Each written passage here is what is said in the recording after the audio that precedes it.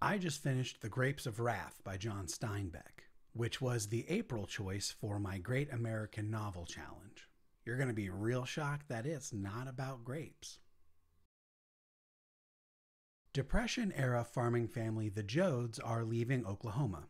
Mechanical agriculture revolution has fundamentally changed the way farming is accomplished. And unfortunately, the 𝐬𝐻𝐃𝐄𝐑, the whole lot of them, are no match for one man with a tractor. And people everywhere are losing their generational family farms to the banks, who are quite literally using said tractors to knock the old farmhouses down. And in doing so, are pushing people already down on their luck even further down into the dirt. Recently paroled Tom 𝐬𝐻𝐃 heads home to the family farm in Sassanach, Oklahoma, eager to find some comfort and reunite with his family. What he finds is a torn-down farmhouse, and his huge family packing all their belongings into the back of a run-down Hudson Super 6 headed 2,000 miles west to California. There's nothing to eat in Oklahoma, but in California they have oranges and grapes and peaches growing on every tree, and plenty of work for everyone.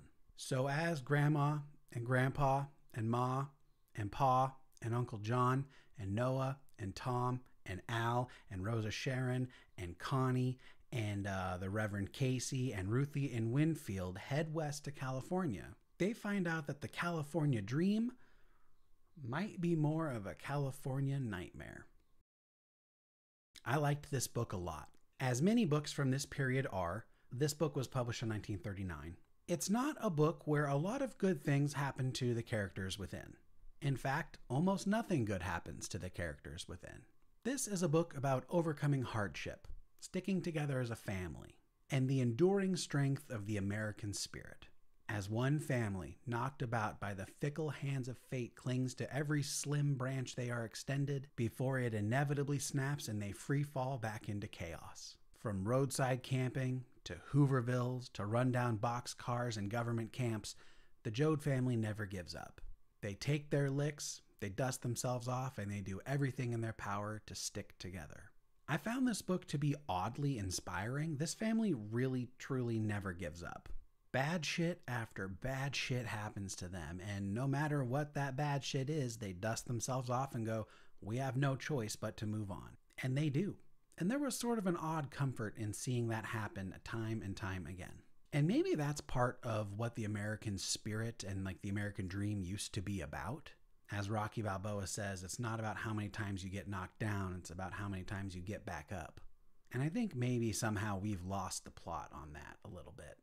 Another interesting facet of this book is the inevitable dissolution of the 𝐬𝐻𝐃 family as their adventure meanders on.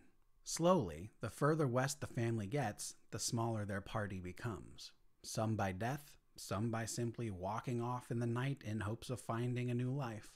Inasmuch as this book serves as a great snapshot of the Great Depression for American families, it's also a very apt character study in people who've never had much, probably never will, and who just get kicked over and over. Some people get tough, and some people break, and this book has them all. It's really, really fascinating.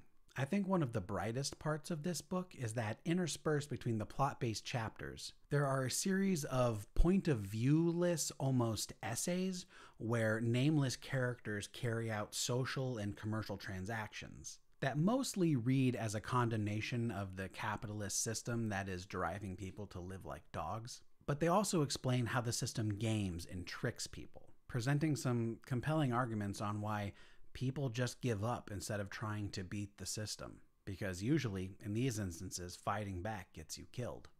Very powerful, very poignant, very, very sad. Of the great American novels I've read so far this year, this one is definitely the best. This is not a feel-good book by any means, but I really highly recommend it, and I'm very glad that I read it. I recommend it to everyone. Everyone. The Grapes of Wrath gets 4 out of 5 stars. I would like to leave you with this brief reading. And when a horse stops work and goes into the barn, there is a life and a vitality left. There is a breathing and a warmth, and the feet shift on the straw, and the jaws champ on the hay, and the ears and the eyes are alive. There is a warmth of life in the barn, and the heat and smell of life. But when the motor of a tractor stops, it is as dead as the ore it came from. The heat goes out of it like the living heat that leaves a corpse. Then the corrugated iron doors are closed, and the tractor man drives home to town, perhaps 20 miles away, and he need not come back for weeks or months, for the tractor is dead. And this is easy and efficient. So easy that the wonder goes out of work. So efficient that the wonder goes out of land and the working of it, and with the wonder the deep understanding and the relation. And in the tractor man there grows the contempt that comes only to a stranger who has little understanding and no relation. For nitrates are not the land, nor phosphates, and the length of fiber in the cotton is not the land. Carbon is not a man, nor salt, nor water, nor calcium.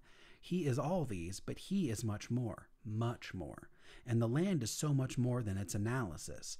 That man who is more than his chemistry, walking on the earth, turning his plow point for a stone, dropping his handles to slide over an outcropping, kneeling in the earth to eat his lunch, that man who is more than his elements knows the land that is more than its analysis.